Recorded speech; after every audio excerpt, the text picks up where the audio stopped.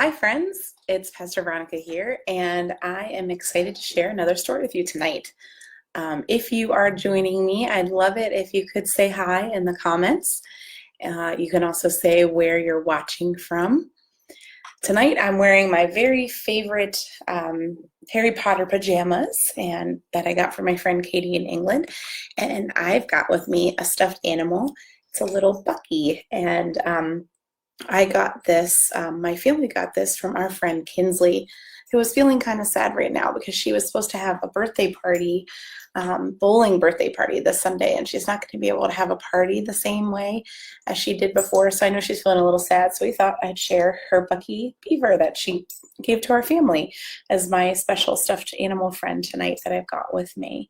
So I'm so glad you're all here, and like I said, make sure you've got your comfiest pajamas on and your favorite stuffed animal. And I've got my Bucky from Kinsley here, who's sitting on my lap, and I've got some furry puppies in the room too, but I think that they're going to hang out on the bed instead.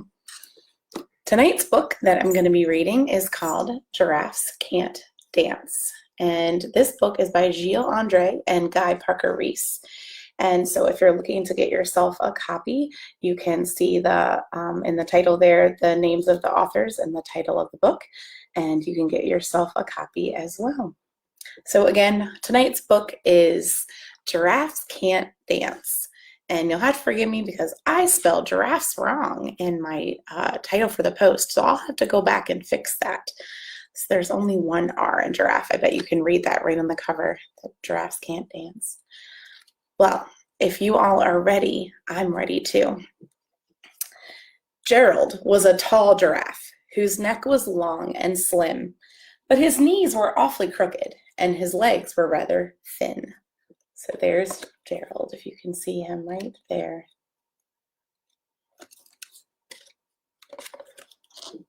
He was very good at standing still and munching shoots off trees, but when he tried to run around, he buckled at the knees. There you go, you can see him. He's not a very good dancer, it looks like to me. Now, every year in Africa, they hold the jungle dance, where every single animal turns up to skip and prance.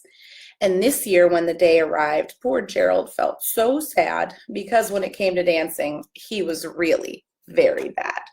Can you guys see all the different animals there? If you're watching with me, can you tell me what animals you see? You see Gerald the giraffe, of course.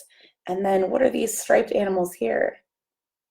They're zebras. And then I think I see, what are these animals here? Can you tell me?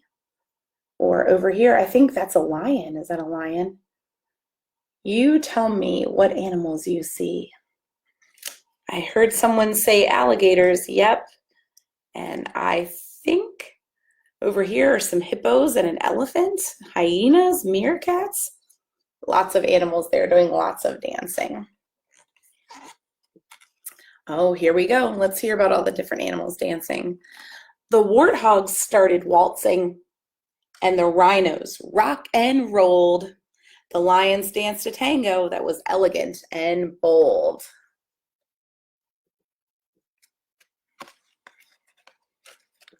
Let's see what we have here next. Oh, wow.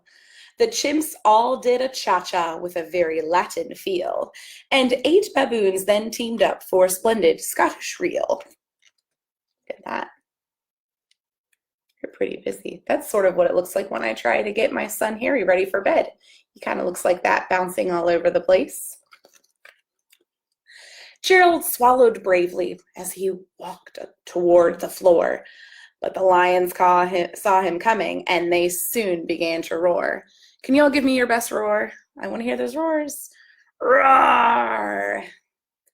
Hey, look at clumsy Gerald, the animals all sneered. Giraffes can't dance, you silly fool. Oh, Gerald, you're so weird. Wow, that's not very nice. I bet Gerald is feeling kind of sad. Gerald simply froze up. He was rooted to the spot. They're right, he thought. I'm useless. Oh, I feel like such a clot. So he crept off from the dance floor and he started walking home. He'd never felt so sad before, so sad and so alone. Oh, poor Gerald. Then he found a little clearing and he looked up at the sky. The moon can be so beautiful, he whispered with a sigh. Excuse me, coughed a cricket who'd seen Gerald earlier on. But sometimes when you're different, you just need a different song. Oh, where's the cricket? Can you see the cricket? He's awfully small. Do you see him right there on that leaf? He's very, very small. Listen to the swaying grass and listen to the trees. To me, the sweetest music is those branches in the breeze. So imagine that the lovely moon is playing just for you. Everything makes music if you really want it to. Oh, there's Gerald kind of peacefully listening. I bet you guys know about all those beautiful sounds that we can hear in the trees and the crickets. Well, with that, the cricket smiled and picked up his violin. Then Gerald felt his body do the most amazing thing. His hooves had started shuffling, making circles on the ground. His neck was gently swaying and his tail was swishing around. Look at that. Boy, I can see Gerald has some pretty sweet moves. He threw his legs out sideways and he swung them everywhere. Then he did a backward somersault and leapt up in the air. Wow. Wow, Gerald he is a good dancer, it looks like to me. I don't think I could do that. Gerald felt so wonderful. His mouth was open wide. I am dancing. Yes, I'm dancing. I'm dancing, Gerald cried. Look at that. Boy, he looks awfully happy, don't you think? Then one by one, each animal who'd been there at the dance arrived while Gerald boogied on and watched him, quite entranced. They shouted, "It's a miracle! We must be in a dream. Gerald's the best dancer that we've ever seen." Look, there are the animals watching Gerald and his dance moves. Wow, look at Gerald. There he is doing some moves. And he's doing some other moves up here and even over here. Look at that. Can you guys do dance moves like that? How did you learn to dance like that? Please, Gerald, tell us how. But Gerald simply twirled around and finished with a bow. There he is, taking a bow from his dancing. Then he raised his head and looked up at the moon and stars above. We all can dance, he said, when we find music that we love. The end. Now I have a little homework for you.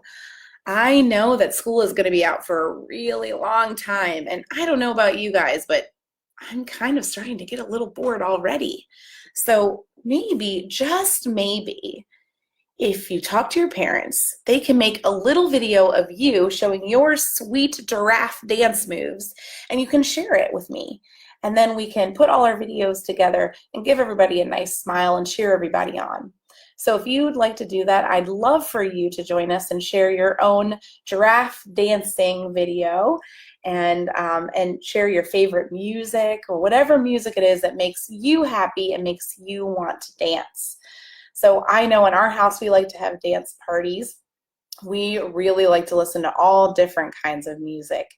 And I'll tell you a secret, sometimes I can get my husband Riku to dance too. He doesn't like to dance a whole lot. So if you can make a little dance video, I'd love for you to do that.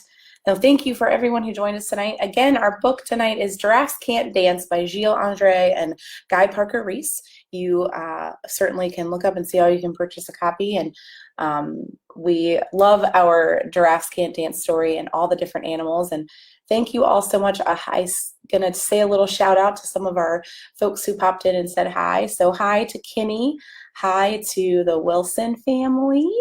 And I see that Noah noticed zebras in our book. And I see that Mr. Sean, our council president, was watching tonight. And I expect to see a video of his sweet dance moves. And I see lots of other friends here tonight as well. So, oh, and Easton was watching too. Easton, I want to see some of your sweet dance moves. And I know that Lexi and Luna got some great dance moves, I'm sure, as well as Noah and Lindsay and Briley and Kinney. are all good dancers, I know too. So I'd love to see your dance videos. Please share them with me, and I look forward to our next story time. We're going to be making this a regular event, so every Monday and Thursday at 7:30 p.m. Central Time is when we'll gather for a story. I'll be doing a different story each time we gather, and if you have any stories that you would love to hear, maybe a favorite story, let me know and I'll check our collection and see if I have it. I have an awful lot of kids' books here. So I look forward to having some story time with you again on Monday. And of course, again, this time next week as well. So that's Mondays and Thursdays at 7:30 p.m. for story time with Pastor Veronica. When you all do finally go to sleep, I wish you a good night and God bless you. Good night.